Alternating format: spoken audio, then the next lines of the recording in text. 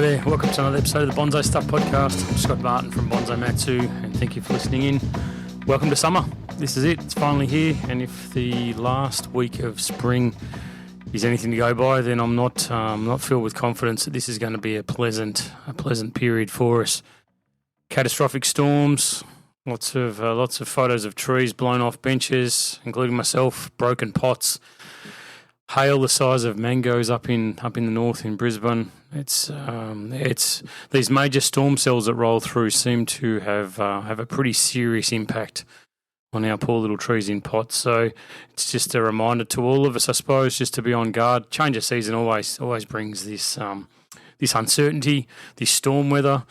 But I heard the other day someone from the Bureau was talking about storm periods sort of lasts from November through until April these days. So there's 6 months of the year where there's potential storms rolling through and doing some pretty serious damage. I saw some photos, some images from Sunshine Coast from mate Andrew, whose yard seemed to get decimated by the strong winds and branches and trees down. So just a reminder: take care, tie your trees down to the benches properly, and make sure that you don't turn your back on them. Don't get complacent because the heat isn't going to be the only thing that we have to worry about these days with everything going on. Anyway, podcast. Let's get into it. I want to talk a little bit about an experience I had recently with the Scots pine on shading of the trees and why that shading can have a serious setback to the advancement of your trees, and it can catch you by surprise very, very quickly. The other thing I want to talk about is the timing of tasks. We're coming into decandling season. That's happening with all the black pines, as I'm sure anyone that listens to this podcast would be well aware.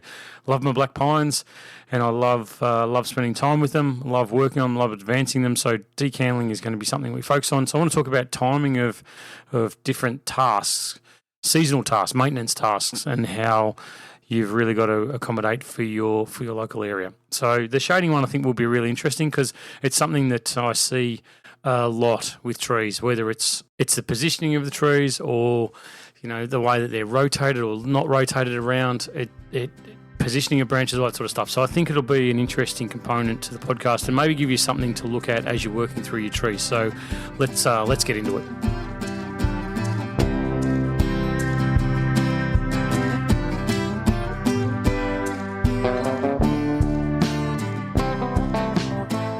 So I was working on one of my beautiful Scots pines the other day. Pretty of a late candle cutting episode for the tree, just wasn't quite ready, so I had to hold it back a little bit. Anyway, it's doing really well, looks fantastic, one of my favourite trees, got some lovely deadwood on it, great character.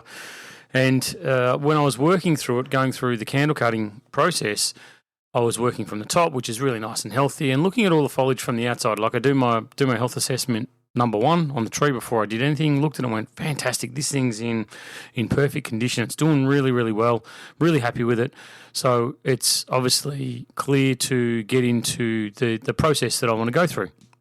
So I start working through the top, and of course I expect, and don't forget the topic is shading for this part of the podcast, I expected, with it being so full on the exterior of the apex, that as I pulled apart the curtains and had a bit of a look in there, I'd see some dead branches. Where the bud conveyor, I'd failed it because I'd just let it get too thick, which is just par for the course when this happens in spring, and sort of a really good reason to do the maintenance on your trees to make sure that you are opening them up and letting that sunlight in there.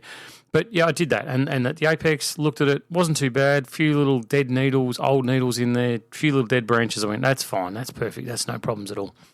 So I worked down to the next lot of pads. Yep, they're all okay too. I can see where everything's got lots of sunlight. But as I get down further and further, so I'm moving into the weaker zones on the tree, the weaker areas, the weaker branches, weaker pads, the external growth looked really good. And that was part of the health assessment, was to monitor and see whether what was happening at the top of the tree was the same as what was happening at the lower part of the tree. And it was good from what I could see. But then as I start pushing back further into those inner areas on those pads, back towards the trunk line, forgetting even the need to separate the foliage to have a look inside the pad, as I started working from the exterior tip of the pad and started working my way in, doing the cutting process, yep, good, get to it and go, well, hang on a minute. Now, these buds here not only haven't grown very much, but they're actually looking pretty weak and spindly. Like, what's the reason for that? It was repotted when it should have been. The whole process went through everything. There's no pests. There's no issues with watering. The watering's been flowing through there. I've got plenty of fertilizers being put on this tree, nice and strong. Where it is in the yard, it's a lovely sunny spot for my pine, so I know it's done really well. It's been on this bench for quite a long time. Open all the way around, lots of airflow all around this tree, but the inner areas are no good. So then I look at it and I think to myself, it's the shading. It's the sun's coming higher in the sky, so the sun's then starting to come further straight down on top of the tree during the middle of the day when the heat's starting to kick in. It's a bit shaded in the morning, so it doesn't get that lower light coming into those inner areas. So, and the afternoon sun's fine. So the other branches on the other side, that sun gets into those inner areas, no problem. But this part of the tree that I was looking at is too shaded. And it just reminds me that you've got to look at rotating your trees on the bench so they get to share the sun. But then you've also got to have an approach or tactics to make sure that you're getting the sun into those inner areas of your tree. So for me, when I look at a tree, when I have it on the bench in front of me and I contemplate and I look at it and go, okay, so top down. The top down view is really important when I finish working on the trees. And I've talked about it before, where one of the last things I'll do is after I've styled a tree and I've made it look beautiful and it's ready to go, it's the photos all nice, all pretty. One of the last things that I'll do is look from the top down on the tree and make sure that I've got all of those branches at a point where they're not covering or sitting on top of one another. So the shading isn't going to be an impact. It's going to make sure that each pad gets enough sunlight. And that's good at the design stage. That's good at that point where I've done major work on the tree. For a pine, it might be the autumn winter period where I've been through and I've done the work and I've bud selected and I've wired and I've shaped and I've made it look really, really pretty. That's perfect. But what happens with our trees when we put them back on the bench? And it might be 2-3 years before that tree gets restyled. It goes into the maintenance program where I'm doing things like decandling and needle plucking and bud selection and maybe a touch of wiring here or there, but pretty much it's in the maintenance program. It's not in the design program. So what happens with it is it starts to fill up, that process of 1 to 2. One branch turns into 2, which means that the foliage mass on every one of those trees is doubling every year, which means the shading, the further time goes on with your trees, the more shading becomes an issue. So shading isn't something that you will simply look at when you're designing the tree.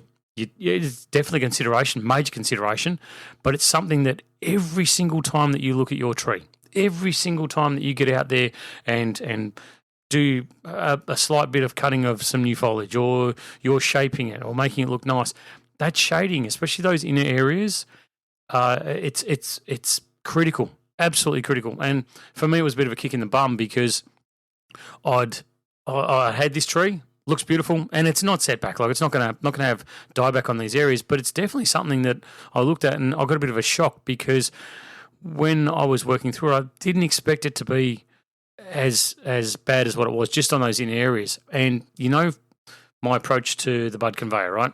The bud conveyor is one of, if not the most important thing that we do with our trees because it allows us to maintain the integrity of the design. It allows us to shorten branches that get too long. And when you get this shading on those inner areas and those inner buds become very, very weak, then that bud conveyor then starts to look a bit iffy. And it's always predominantly, not always, I shouldn't say the word always, but predominantly it's on those weaker areas as well that you start to see it. So the areas where you're going to struggle with later on because they're weak anyway, you've suddenly got all those inner buds that are closest to the trunk that look like they're on death's doorstep. Or if they're not, they're really not thriving. The needle length is always a little bit longer.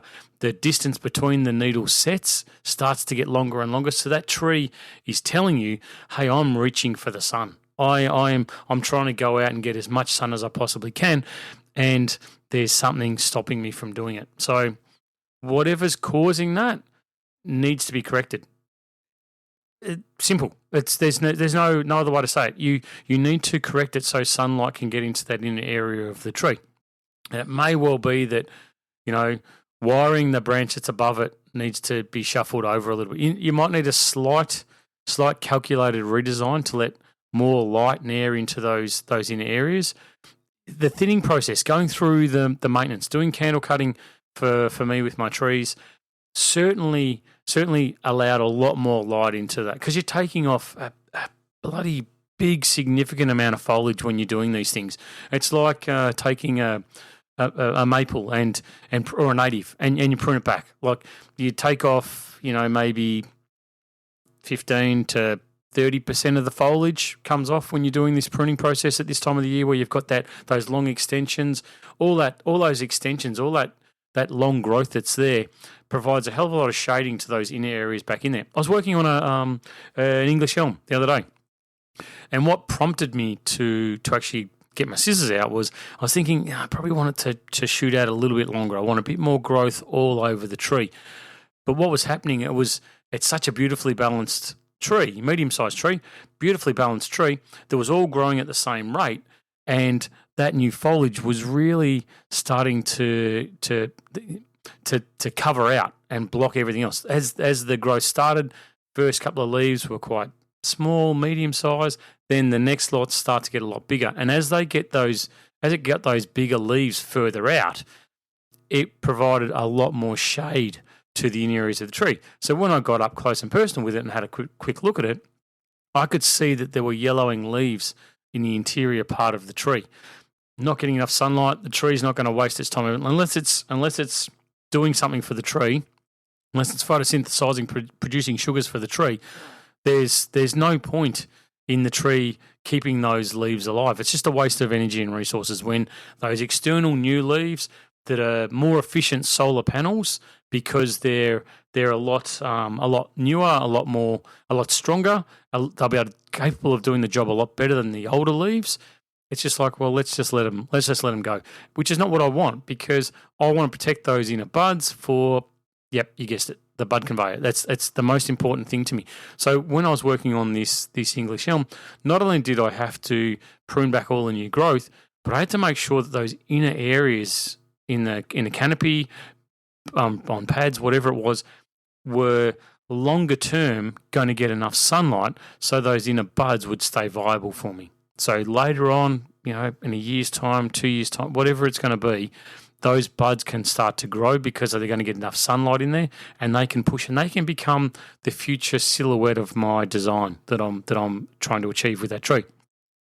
So with this Scots pine, coming back to it, I did the work, I had a look at it, and then I thought, well, what do you do when you've got a tree that's got this shading issue? What are the processes that I go through? For me, thinning is a word which gets thrown around a lot with bonsai. Always does. Especially after the spring growth. You look at it, and I like to give the trees a bit of a haircut, as I've said many times, before the summer period. Just give them a bit of a break, work with the older foliage, got more waxy coating on it, blah, blah, blah. All the stuff that I rabbit on about, right? So when I'm working through this thinning process, it's something which you can really muck around with the integrity of the design by going through the thinning process too early. All right, so my approach to it is, which is really simple. I focus on the essential tasks which need to be done, and for me, number one essential task is the unders of the pads. No matter what tree it is, it doesn't matter what variety it is. I want a nice clean bottom profile of my pad. So I will go through whether it's a native, whether the pad looks like it's sitting up and out, or whether it's a pine pad which is coming down, or a juniper pad, whatever it is, doesn't matter what. Anything that's growing underneath those branches is target one for me to remove. So I know that's got to go. So I'll get rid of it. I'll remove it. I'll take it off. And then once I've done that process, then I'll start working on the shape or the profile that I want of the different areas of the tree. Always start at the top of the tree when you're cleaning, work your way down. So I'll go through and I'll clean the unders of the apex. As that apex is looking out to you, and there's a break between the apex and say the first couple of pads that are floating around the top of the tree, I'll make sure that there's a really clear line. Like I can see some of those secondary branches that are coming out and the ramification branches that are coming up from the edges of the apex. So I'll clean it really thoroughly. Then I'll start working and say, okay, well, what is the shape of my apex? What is the flow? What is the direction of my tree? So what does my apex have to look like? Does it have to come sharp from one side and come down to the other, or does it come sharp from the other side and then start to come down? So I'll start working on the shape of the apex that I want to have in a round fashion, right the way around the whole tree. I'll work on that part first. And then I'll start working my way through the pads. Do the same thing with the pads where I'll be coming from underneath. I'll clean the bottom of the pads. Then I'll say, okay, so what is the top-down shape of the pad that I want? What sort of, am I going for, a semicircle, whatever? Talked about it many times. Then I'll start working on the front-to-back profile. Like I want it to start low at the front, lift up, and then go back. And I want to go left and right. I want it to droop down to the sides of the pad as well. I don't want to have a flat pad. I want to have something with a bit of texture to it, a bit of shape. And I'll work my way through the whole tree. I'll get all of that done. And then, only then do I start thinking about the thinning process, because often you'll jump into thinning your bonsai too soon. And what that'll mean is that you'll end up removing more of that volume. I talked about building ramification on trees. Often when you'll get in and start doing the thinning process, secondary to what we talked about last week, you'll start removing a lot of that volume. So therefore you find your pad will become very flattened. It won't have that beautiful shape to it, because you'll be cutting those middle sections that you look at and go, geez, that's thick. There's so much foliage in there. It's a long shoot. I'm going to cut that out. You may need to. You may need to. Once you've done, the cleaning, the maintenance, the essential part, and the shaping part, and the profile part, then, yeah, sure, you may still come back and go, well, you know what, I still need to cut that out because it's just too thick. Perfect. Do it then. Don't destroy the shape or the structure of your bonsai too early.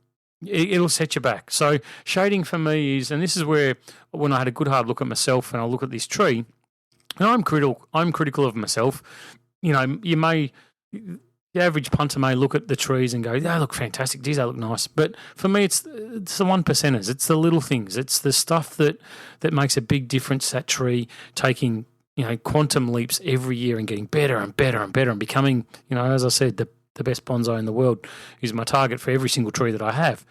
So when I get a little bit of a setback like this, it's like, you can't take your eye off the prize. You can't turn your back on it.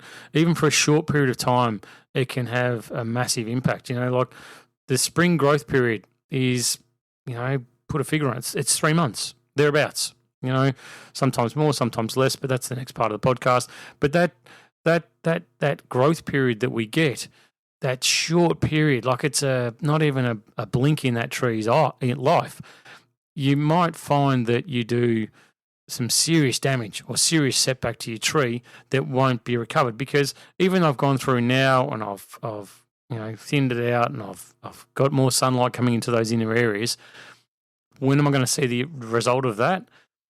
More than likely next spring. So I've got to wait 12 months now before that tree's health and strength in that area, particular area of the tree, starts to really do its thing.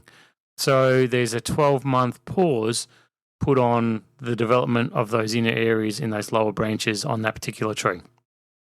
Is it ideal? No, it's definitely not. Is it the end of the world? No, it's not. But it's something that, it's shading. It applies to all of your trees. Doesn't matter which one it is. Where our design that we choose for our trees, what we want them to look like, that's up to us. That's completely up to us, and it's up to you. It's your choice on whether the branch goes up, goes down, goes left, goes right, goes front, goes back, goes whatever. But we're all restricted by the horticultural constraints of how that branch is going to be affected by the sunlight access that it gets, or more importantly, that it doesn't get. So it's just something that you need to be on the ball for, and make sure that you're ready for it. Don't get caught by surprise like some people like me do. Having a lot of trees, you can take your eye off the ball pretty quickly, and you'll pay the price for it, or your tree will anyway.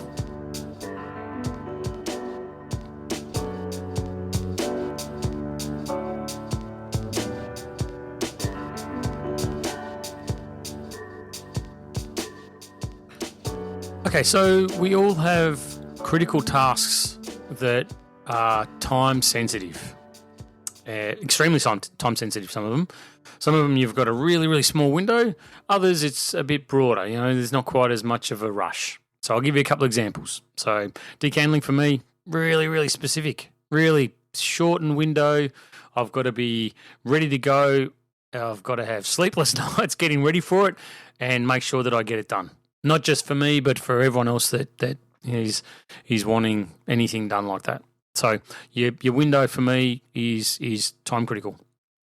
Other things like pruning my junipers, not quite as time critical. I've got an extended period, which means that I can sit down, enjoy the process. I'm not under as much pressure to work on them as what I am with my pines. And same as lots of things. Lots of things need pruning at certain times of the year. But and this is where I've talked about the bonsai care calendars, and they're a great start. They're a great foundation. I'm trying to be really positive about them because I do have an issue with them in that I think that you need to, at a base level, you walk in to bonsai, you're brand new to it, you go, just help me out. Just give me something which will put me on the right track for what I'm trying to achieve. Okay, cool. These are some really broad guidelines as to when you can do these things. And then you need to then take that to the next level where you start thinking about the climate in your area.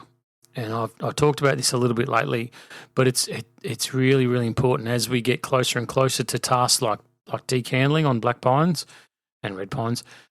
As that starts to get closer and closer to me, it makes me think more and more about where you live, where your trees are, and there's all different regions, all different zones. I saw a long time ago, I haven't looked for a while, but I saw a long time ago through America where they had the continent set up where it was all in different zones. And based on the different zones that they have is different timing for different parts of work on trees. And in Australia, we don't have that real zoning. We have, a tropical, temperate. There's different words that get thrown around for it, but we don't sort of break into bands or zones based on where we are because it changes from suburb to suburb. You drive 5 minutes down the road, it may be slightly different to where you are, and this is where I just strongly encourage you to really be on the ball and study. Get to know how your trees grow in your climate, and then adapt your processes and the way that you manage the work that's done on them to your area. You can work in a slightly broader area, like you could say, for instance, I'm in Melbourne, in Victoria, in Australia, and you could work on a Melbourne based timing on things. That's a good guide. But then as you start to work on things a little bit more, you might go, well, where I am, I get sea breeze. So does that have an impact on how I manage my trees? Certainly may impact on how the watering process is done because with so much more wind, you might find that your trees are drying out. You might find that you're in an area in a suburb, say that's a little bit further away, getting closer to sort of some larger trees, more rainforest, maybe not rainforest, but more forest-based, and it's a slightly damper environment. You don't get as much sunlight. You don't get as much wind, so the trees tend to stay wetter for a longer period of time. Okay, so when some muppet like me comes and says, "Oh, I'm watering my trees 4 times a day," you watering your trees 4 times a day might result in overwatering. Whereas somewhere else might go 4 times. I have to do it 6 times because they're really seriously drying out. And if I don't, then I'm going to pay a price for it. My trees are going to pay the price. So knuckling down from a higher level to a lower, a more centralized local impact for your area he's super smart, and this is where bonsai clubs, there's a love-hate relationship with a lot of bonsai clubs, but there's a real strong side because generally people that go to them are based in that local area, and you can hear things in a general term talked about on podcasts, on YouTube, on wherever. But then you can knuckle down a little bit further at that local level where you can say, hey, I heard this numbnut Scott on bonsai stuff talk about blah blah blah. What do you do? What's it like for you? And I'm very cautious when I give out advice or I get asked for my opinion on things because I try and make sure that I quantify it and justify it to say, hey, for me in my yard, I have found this. And I know it's a grey area. It's often ambiguous. It's very hard to pinpoint and knuckle down when you're at the start. But going through season after season after season and seeing the impact of things, what the result is, keeping notes. When you're trying to fine tune something, when you're trying to get it perfect, I find that keeping notes on things that you can look back on later on is brilliant. Looking at when you cut your deciduous, what was the impact? Was there a result of a second cut? Had that tree been repotted? What was your fertilizing regime? Did you find anything extraordinary? Did summer kick in early that year? Was it a wet spring? Was there excess rainfall? Was there a storm season? Did you find it was super windy? What did the wind do to the trees? So then when you can feel in your bonsai waters that when the next time that happens, you can go, well, hey, I know from my experience that when this happened last time, I need to do this, whatever it is, Maybe being a slightly cooler spring means that you can fertilize for a little bit longer on trees, And my point, I'm rambling on a little bit, but my point with it is when it comes time to do time-sensitive tasks, you need to make sure that they are thoroughly accurate to your particular area. So let's talk about decandling. If you need to know something simple with your bonsais, knowing what the growing periods are. All right, so you've got the growing period of spring and the growing period of autumn. If you're in an area where you're getting those 4 seasons, then they should be your. I'm trying to be vague. They should be your growing periods for your tree. One's a foliage growth. The other one, autumn, starts to be a little bit of foliage, but then it becomes a strength building process to get ready for the dormancy period. So understanding those growth periods lets you know what your timing of tasks are going to be. So with something like decandling, you're hitting the reset button on the tree. You're cutting off all that growth. If you've decided that tree is strong enough and healthy enough and can go through that process, then you are hitting the reset button and saying, okay, now I want you to activate those dormant buds, grow more buds for me, but only within this window of time because I want shorter internodes, I want ramification, and I want shorter needles on my trees. So I can do it by hitting that reset button at the right time. But what's the right time? And this is my point on this thing, because as we're about to get into it, you're going to start seeing plenty of photos, lots of talk about it. It's going to be the thing to do with your trees, but is the timing of it right for you? And understanding your growing period. Like if you've got a shorter growing period on your black pines, then hitting that reset button, going through the decandling process, means that it's got to start earlier. Because the tree's going to go to sleep, get to dormancy sooner than say my trees will.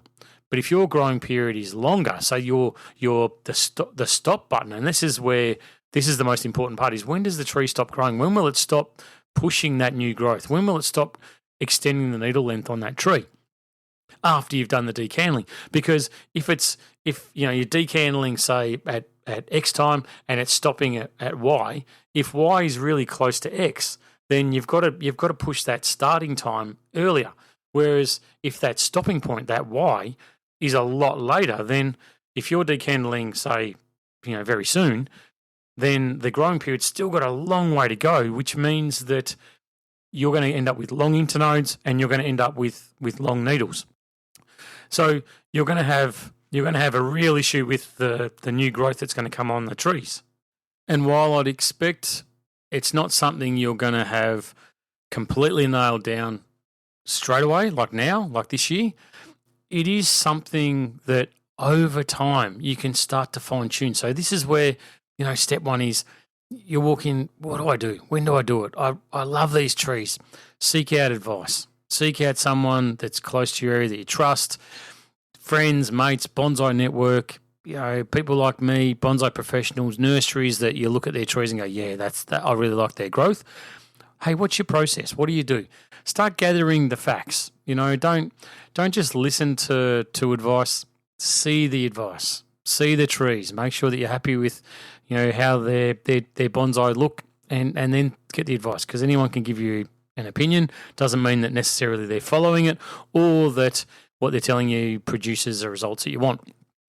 But then start doing your own research. Start making your own notes. Start becoming the professional in your own backyard, where you look at it and you can be the person that goes, well, I know what you're saying, but for me, in my climate where I am, I've slightly adjusted it. And look at the results. Don't just adjust things for the sake of adjusting them. Actually adjust them because it's going to give you the result that you want. That's going to give you the best bonsai in the world. That's going to make your tree absolutely amazing. And I know I'm talking about black pines for now, but that's just the instigator for this conversation.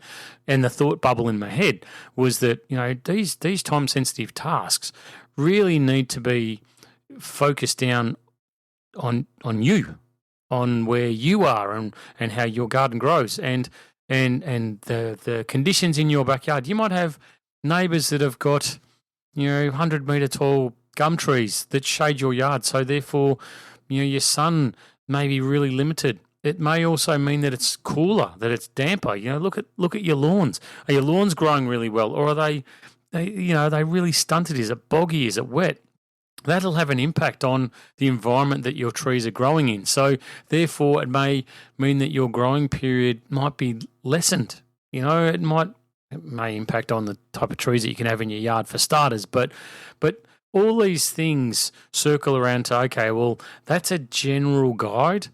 But for my little square, my little plot in life, my little bonsai yard, my bonsai garden that I've got, this is what I have to do.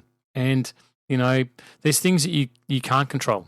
You can't control what's happening outside your fence, and you can't control the amount of sun that you get. You can't control the wind that comes through your yard. You can't control how wet and damp things stay around your yard as well. So positioning of your trees, number one priority, always has been, always will be. Don't let those inner areas get affected like I did with my Scots pine, if you can help it. But the timing of the task really need to be something that you're thinking about, that you're making your priority. And yeah, sure, follow the mass, follow the crowd at the start, but fine tune it. Fine tune it and work within what you've got. And this is where photos are great, logbooks are awesome. Start this year, start now. Start where you go through and go, okay, I'm going to pick 2-3 of my trees. Don't just pick one, because it might be super strong or it might be a little bit weaker. Pick, say, 2 or 3 of your trees. Start with decandling and take photos, write notes. Okay, when did I do this one? When did I, pick a small, medium and large. When did I do this? When did I do that? When did I do that? All right, so what do they all look like in a month's time? What do they look like in 2 months' time? What do they look like in 3 months' time? Just document it, just for giggles, just for your own amusement, to say, I did the larger one on, this date, 1st of December. I did the medium one on the 10th of December. I did the small one on the 20th of December. And do all the others in between. But just have a look at it and say, okay, well, what do they look like? So when it gets to a period in time, then look for your stop point and go, okay, get a ruler out and say, okay, it is the start of the second last month of autumn or fall, depending on where you are. So for me, let's say it's autumn. First of April. 1st of April. I walk out there with a ruler, and I go, okay, small, medium, large. My candles that have grown, I've got my smallest one is this, my medium one is that, and my largest is that. Go through all the different trees and just make a note of it. And then do it on the last month of autumn, June. May, sorry, 1st of May. Get out there, do a measurement. Then get to the first week or first date in winter and do the same measurement and go, okay, so have they grown? Have they extended? When did that growing period stop? Like, it's got to be somewhere in that range, so okay, well, if I started here and I finished here, then this is I can now pinpoint quite accurately, because I've had no more growth, no more extension on the needle length or on the candle length or the shoot length that's come out from this period in autumn to that period in autumn to that period in winter. So therefore my stop is there. And so that will help you not only with working out your timing and measure the results. Am I happy with what I got after that period of time doing that process, starting here, finishing here? Am I happy with that? Yes or no? But it also means for you, when the stop point is, you might find that, hey, it's still continuing to grow. So therefore, measure it the second month of winter and just make sure that it's definitely stopped, because it affects your feeding as well. The tree's still in that growth period. Does your fertilizing then need to push out? If it stopped earlier, then does your feeding need to stop earlier around the yard? Because it's just a waste. What are you feeding a tree that's gone dormant for? What's the purpose of that? So this is where becoming your own bonsai expert. Look at what's happening in your yard and get to know it intimately, better than anyone, better than me, better than your neighbor, because it's going to have such a massive impact on your future development and advancement of your bonsai and your satisfaction. Knowing what's happening in your yard, there's nothing better than that. So I would strongly suggest that this timing, there is a generalization, but knuckle it down to your area. Become a scientist. Be that tree lover that you are, and just get to know them a little bit better. And pick a species and say, well, when I do this, this is the outcome. Don't be told by other people that, hey, this is wrong, that's wrong, this is right, you should only do it this way. Work it out for yourself. Work out, use that guideline, use that help, that care sheet, that monthly calendar of what we do. Fine tune it so it's specific for you, and I guarantee you and your trees will take massive quantum leaps forward.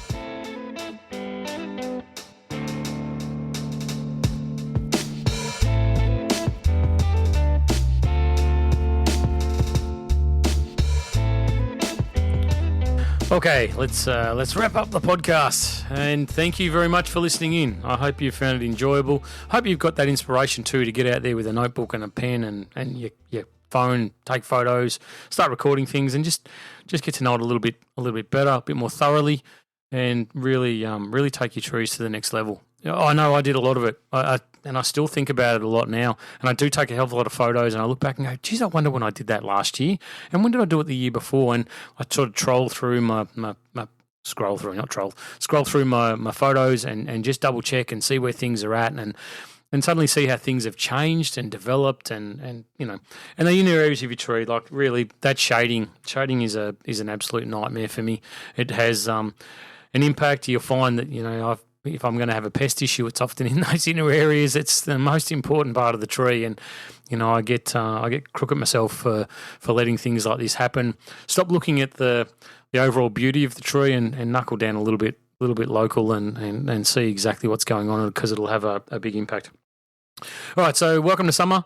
As I said, this coming out on the first day of our summer period. Summer's a nicer time. I do enjoy the slightly warmer weather.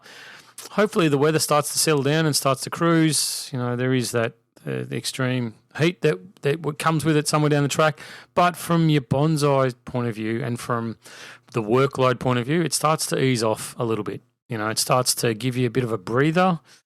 There's natives will still be kicking along. I find for me my junipers and cypress they need a bit of TLC, a bit of love around this time of the year, because I can take my foot off the gas with other things because I've got them all done. just watch how hard you're pushing your trees during summer period. I do tend to now take it a lot easier than what I used to, and I don't put them under as much stress as what I used to either. So just be mindful that it is a stressful time for your trees, and that you don't want to push them too hard, and just baby them through, because it's going to get hotter. The start of summer will be fine, no issues. But I'm not worried about that. I'm worried about those last couple of months. And heading towards the autumn period that sort of can really spike with temperature and start to do some serious damage. So I'll look after them now to make sure that they're going to get through that period. Anyway, I hope you've enjoyed the podcast. I've enjoyed presenting it for you, and I will see you next week as always. And make sure you give your trees a big cuddle for me, because I love them, and I'm sure that you love them a lot more than what I do. Thanks for listening in. As always, until next time, happy bonsai.